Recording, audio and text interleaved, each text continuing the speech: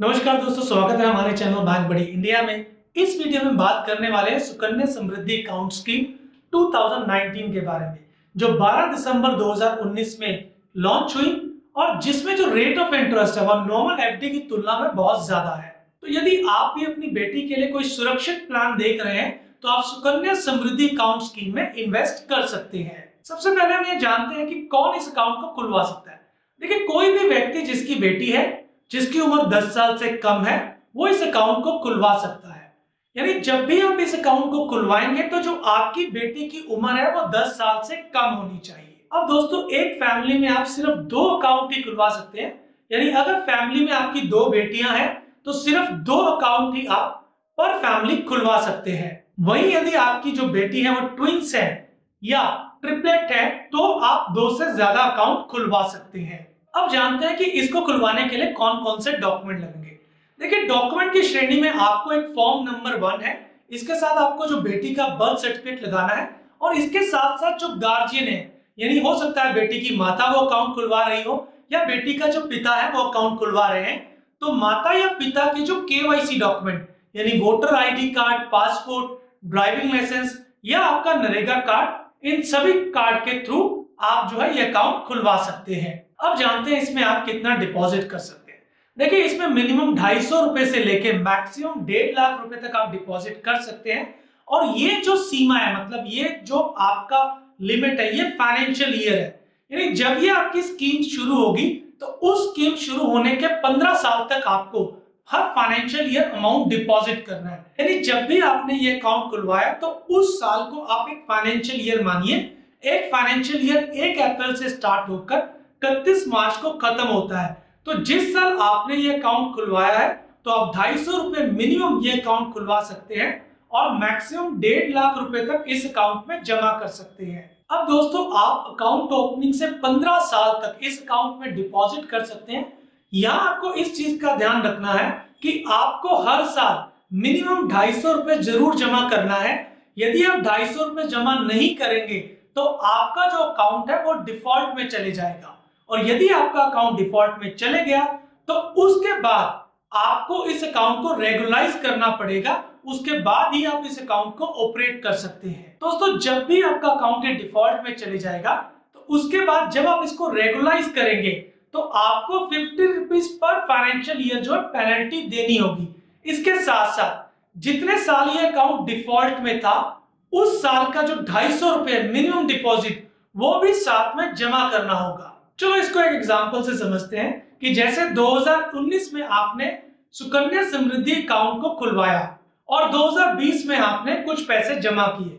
हालांकि आप 2021 में पैसा जमा कराना भूल गए, 2022, 23, 24 और अब 2025 में आप इस अकाउंट को ऑपरेट करना चाहते हैं। क्योंकि आपने 2021 से लेकर 2024 तक इस अकाउंट में पैसे जमा नहीं कराए थे तो आपका ये अकाउंट डिफॉल्ट में चला गया। और जब 2025 में आप इस अकाउंट को रेगुलर करने जाएंगे तो आपको 50 rupees per financial year penalty देनी होगी। यानी 2021, 22, 23, 24 इन 4 साल के लिए 50 रुपीज की पेनल्टी आपकी 200 रुपए बनती है। तो आपको जो 200 रुपए है वो पेनल्टी के रूप में इस अकाउंट में डिपॉजिट करने होंगे। इसके साथ साथ इन 4 सालों के जो मिनिमम 250 रुपए हैं वो भी आपको डिपॉजिट करने होंगे। यानी 2021 से लेकर 2024 तक आपको 250 रुपए डिपॉजिट करने होंगे, जो तकरीबन 1000 रुपए बनते हैं। तो आपको 2025 में टोटल 1000 रुपए और पेनल्टी के 200 रुपए, टोटल 1200 रुपए डिपॉजिट करके आप इस अकाउंट को रेगुलराइज कर सकते हैं। दोस्तों, यहाँ सिर्फ 1000 रुपए जो है आपके अकाउंट में क्रेडिट हुए हैं और 200 रुपए जो पेनल्टी है वो जो बैंक है या पोस्ट ऑफिस है वो चार्ज करेगा। अब बात करते हैं टाइम ड्यूरेशन, यानी कितने समय तक आप इस अकाउंट में डिपॉजिट कर सकते हैं। तो पर फाइनेंशियल ईयर आप 15 साल, यानी जिस साल आप अकाउंट खुलवाएंगे उसके 15 साल तक आप पर फाइनेंशियल ईयर इस अकाउंट में डिपॉजिट कर सकते हैं। अब दोस्तों, बात करते हैं कि इस अकाउंट में आपको क्या इंटरेस्ट मिलेगा। देखिए, जब ये स्कीम शुरू हुई थी तो उस समय इस अकाउंट में 8.4% रेट ऑफ इंटरेस्ट था, जो एनुअली था। यानी हर साल आपको 8.4% पर एनम के हिसाब से इस अकाउंट में इंटरेस्ट क्रेडिट मिलता हुआ दिखाई देगा। वहीं जो इंटरेस्ट की अनाउंसमेंट है वो क्वार्टरली बेसिस पे गवर्नमेंट ऑफ इंडिया करती है, और जो 1 जनवरी 2024 को गवर्नमेंट ऑफ इंडिया ने 8.2% जो है रेट ऑफ इंटरेस्ट की इस अकाउंट में अनाउंसमेंट की है। अब दोस्तों बात करते हैं कि इस अकाउंट में रेट ऑफ इंटरेस्ट कैलकुलेट कैसे होता है। देखिए, इस अकाउंट में रेट ऑफ इंटरेस्ट पर कैलेंडर मंथ होता है, यानी किसी भी मंथ की 5 तारीख से लेके उस मंथ के एंड डेट तक, यानी मैं अप्रैल मंथ का एग्जांपल लूं तो 5 अप्रैल से लेके 30 अप्रैल जो भी लोएस्ट बैलेंस होगा उस बैलेंस पे रेट ऑफ इंटरेस्ट कैलकुलेट होगा। इसी को यदि हम मई मंथ में कैलकुलेट करेंगे तो 5 मई से लेके 31 मई तक जो भी मिनिमम बैलेंस इस अकाउंट में होगा उस पे जो है रेट ऑफ इंटरेस्ट कैलकुलेट होगा। अब दोस्तों बात करते हैं ऑपरेशन ऑफ द अकाउंट, यानी इस अकाउंट को हम कैसे ऑपरेट कर सकते हैं।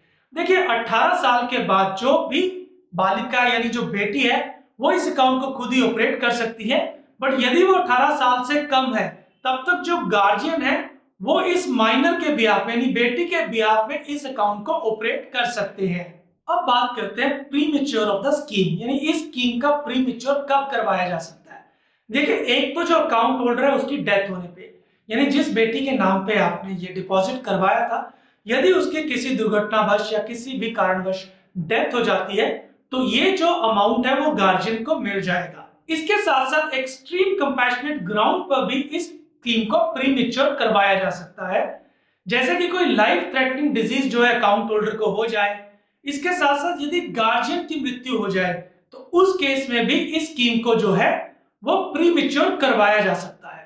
परंतु यहाँ पे इस चीज का ध्यान रखना है कि जब आपने अकाउंट खोला था उस अकाउंट के 5 साल के अंदर अंदर इस स्कीम को आप प्री मैच्योर नहीं करवा सकते, यानी जो एक्सट्रीम कंपैशनेट ग्राउंड है उस केस में 5 साल के अंदर अंदर इस स्कीम को आप क्लोज नहीं करवा सकते। अब बात करते हैं क्लोजर ऑफ द स्कीम, यानी ये स्कीम कब क्लोज होगी। देखिए, जब आपने अकाउंट ओपन करवाया था उस अकाउंट ओपन करने के 21 साल के बाद ये स्कीम जो है क्लोज होगी। अब इसको आप इस तरीके से समझे कि यदि आप इस अकाउंट को ओपन करवाते हैं तो 15 साल तक तो आप अमाउंट डिपॉजिट कर सकते हैं, लेकिन 15 साल के बाद आप अकाउंट डिपॉजिट नहीं कर सकते। उस 15 साल के 6 साल के बाद आपको सिर्फ इंटरेस्ट का बेनिफिट होगा और 21 साल के बाद आप इस स्कीम को क्लोज करवा सकते हैं।